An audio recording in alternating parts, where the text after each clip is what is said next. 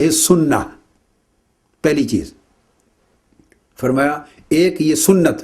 رسول اللہ صلی اللہ علیہ وسلم کی، ان یتعلموها ویسألوا عنہا، یہ کہ لوگ اس حضور علیہ السلام کی سنت کو پڑھیں، سیکھیں، یاد کریں اور سمجھیں، ویسألوا عنہا، اور جن کو معلوم نہ ہو وہ حضور علیہ السلام کی سنت کے بارے میں اہل علم سے دریافت کریں، ایک چیز۔ دوسری والقرآن ان یتفہموہ ویسألوا عنہ، دوسرا قرآن کہ لوگ اس کو سمجھیں اور جن کو سمجھ نہ ہو وہ اہل علم سے اس کے بارے میں سوال کریں۔ وَيَدْعُ النَّاسَ إِلَّا مِنْ خَيْرٍ، اور تیسری یہ چیز کہ لوگوں کے لیے جب بھی دعا کریں، جب بھی لوگوں کے لیے دعا کریں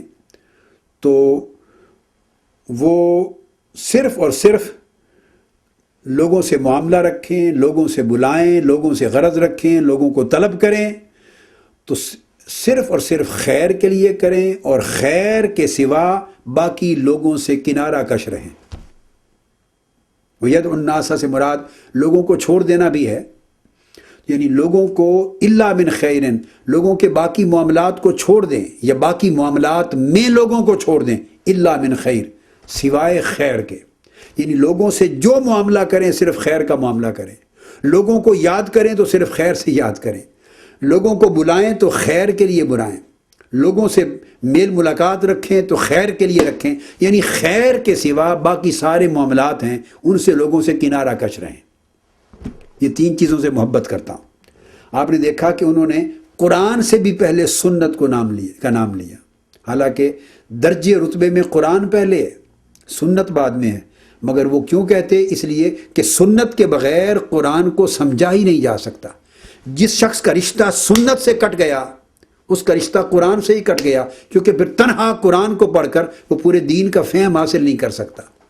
تو سنت دراصل فہم قرآن کی طرف، علم قرآن کی طرف، معرفت قرآن کی طرف، قرآن کی مراد اور منشا کو سمجھنے کی طرف سنتی راستہ دکھاتی ہے اور سنتی قرآن کے دروازے پر پہنچاتی ہے۔ سنت رسول ہی بندے کو قرآن کا فہم اور قرآن کی حکمت عطا کرتی ہے، اس وجہ سے سنت کو پہلے بیان کیا۔ پھر آقا علیہ السلام کی اپنی ایک اور حدیث اب آگے آ گئی۔ ابو ہریرہ رضی اللہ تعالیٰ عنہ روایت کرتے ہیں، اور اس حدیث کو جو میں نے اوپر کوٹ کیا امام بخاری نے اس کو روایت کیا، کتاب الاعتصام بالکتاب والسنہ، اور باب الاقتداء بسنن رسول اللہ صلی اللہ علیہ وآلہ وسلم، اس میں امام بخاری نے روایت کیا جو میں نے ابھی کوٹ کیا۔ اب ابو ہریرہ رضی اللہ تعالیٰ عنہ روایت کرتے ہیں آقا علیہ الصلوۃ والسلام سے، قال قال النبی صلی اللہ علیہ وسلم المتمسک بسنتی عند فساد امتی لہو اجر شہید۔ اس کو امام طبرانی نے روایت کیا قابل قبول سند کے ساتھ، اور فرماتے ہیں کہ آقا علیہ السلام نے فرمایا کہ جو زمانہ میری امت میں فساد کا ہوگا،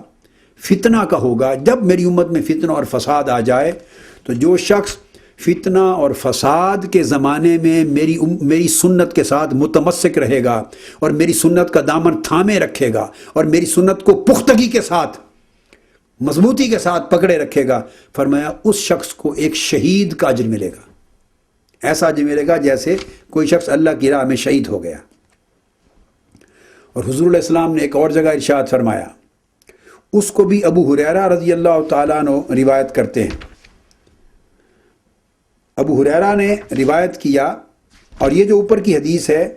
یہ عبداللہ ابن عباس رضی اللہ تعالیٰ عنہ سے بھی مروی ہے ابو ہریرہ رضی اللہ تعالیٰ عنہ کے علاوہ، اور اگلی حدیث پھر سیدنا ابو ہریرہ رضی اللہ تعالیٰ عنہ روایت کرتے ہیں کہ عن النبی صلی اللہ علیہ وآلہ وسلم انہ قال سیأتیکم انی احادیث مختلفۃ فما جاءکم موافقا لکتاب اللہ وسنتی فہو منی وما جاءکم مخالفا لکتاب اللہ وسنتی فلیس منی۔ اس کو امام دیلمی نے مسند الفردوس میں روایت کیا، اور خطیب بغدادی نے الکفایہ فی علم الروایہ میں اس حدیث پر اعتماد کرتے ہوئے آگے اس کو احتجاج کیا۔ امام ذہبی نے میزان الاعتدال میں ان تمام محدثین نے اس حدیث کی صحت پر اعتماد کر کے بطور حجت اس کو مسائل کے استنباط کے لیے کوٹ کیا۔ تو آقا علیہ السلام فرماتے ہیں کہ لوگوں، تم پر عنقریب ایک ایسا زمانہ آئے گا، میری امت کے اوپر ایک ایسا زمانہ آئے گا جب ایک ہی مسئلہ پر لوگ میری مختلف احادیث تمہارے اوپر کوٹ کریں گے۔ ایک ایشو پر مختلف متعارض ظاہراً ایسی احادیث زیادہ کوٹ کی جائیں گی کہ جو اس مسئلے پر مختلف حکم بتا رہی ہوں گی۔ تو آقا علیہ الصلوۃ والسلام نے اب یہ ایک اصول حدیث وضع فرمایا ہے، آپ اندازہ کر لیں کہ جب ایک مسئلے پر متعارض احادیث جو ظاہر میں متعارض ہیں، معنی اور مراد میں ظاہری طور پہ مختلف نظر آتی ہیں، جب وہ پیش کی جائیں تو کیا کرنا؟ تو پھر دیکھنا ان کو اللہ کی کتاب قرآن اور میری سنت پہ پیش کرنا۔ فما جاءکم موافقا لکتاب اللہ و سنتی، تو ان میں سے جو حدیث قرآن اور میری سنت کے ساتھ مطابقت رکھے اور موافقت رکھے فہو منی، وہی میری صحیح حدیث ہوگی اور میری طرف سے صحیح مروی ہوگی، اسے قبول کر لینا۔ وما جاءکم مخالفا لکتاب اللہ و سنتی، جو اللہ کی کتاب قرآن اور میری سنت کی مخالفت میں ہوگی، جس کا مفہوم اور جس کی مراد فلیس منی، سمجھ لینا کہ یہ میری نہیں ہے۔ تو یہ آقا علیہ الصلوۃ والسلام نے یہاں حدیث کی روایت کو، حدیث کی سند کو پرکھنے کا اور اس کے قبول یا عدم قبول کا جو معیار بیان کیا، اس میں بھی دو اتھارٹیز بیان کر دی، کتاب اللہ و سنتی، اللہ کی کتاب قرآن اور دوسری میری سنت۔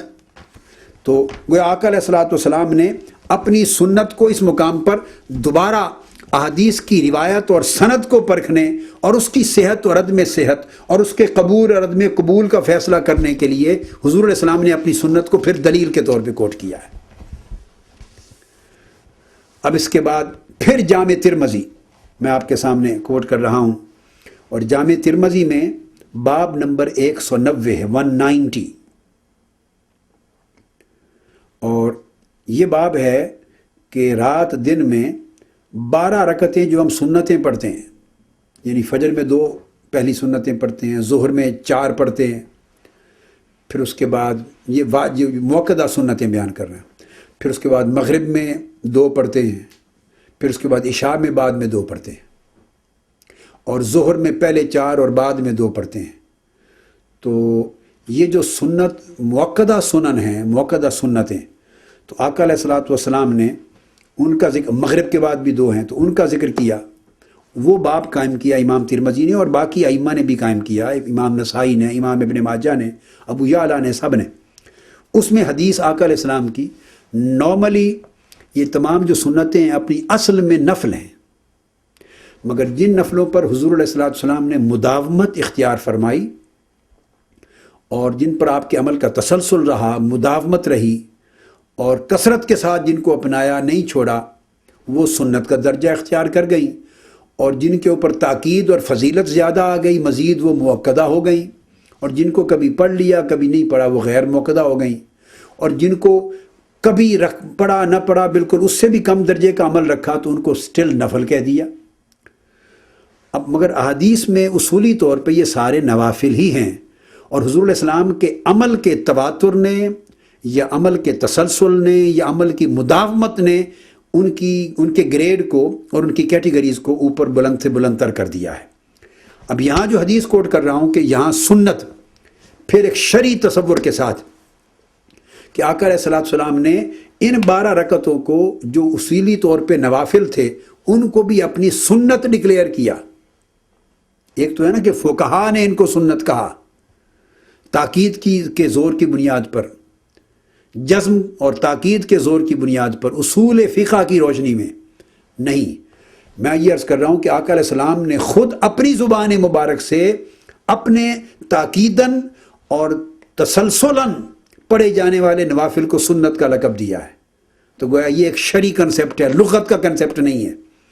تو یہ حدیث امام ترمذی نے روایت کی محمد بن رافع سے، وہ روایت کرتے ہیں اسحاق بن سلیمان الرازی اور مغیرہ بن زیاد کی طریق سے ان عطا ان عائشہ رضی اللہ تعالی عنہا، عائشہ صدیقہ رضی اللہ تعالی عنہ روایت کرتی ہیں قال قال رسول اللہ